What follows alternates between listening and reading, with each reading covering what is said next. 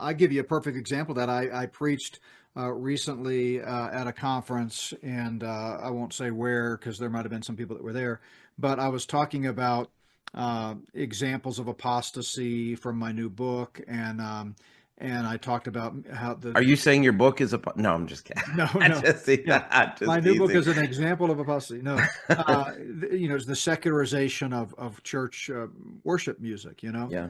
and and I talked about that briefly, and then afterwards there were three different questions during the Q&A from people that were like, well, I don't like all this newfangled music, and it was all just personal preference stuff, and it's like they didn't Right. listen to what I said. To them, apostate means different from my personal preference.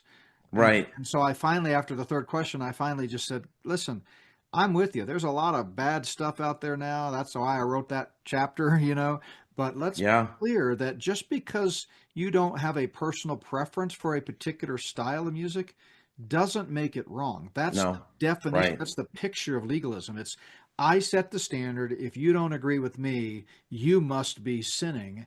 And it's elevating personal preferences into moral standards, right?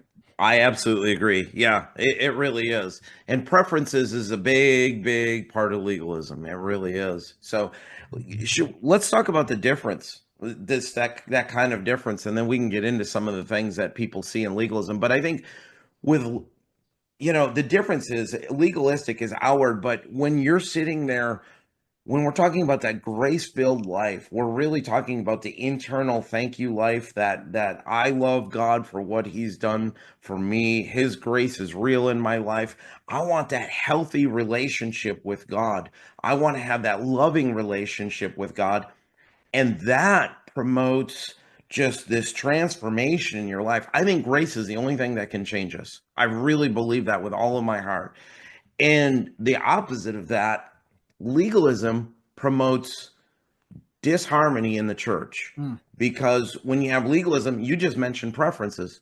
Well, my preferences, because I'm a bald man, is to have no hair. No, but no, let's say my preference is, let's I'm going to wear blue shirts all the time. Your preference is red shirts. Well, we just divided the body of Christ over something that is not. Now, that's a silly illustration, but let's apply it to music. Let's Mhm. apply it to how we dress. Let's apply it to different things like that.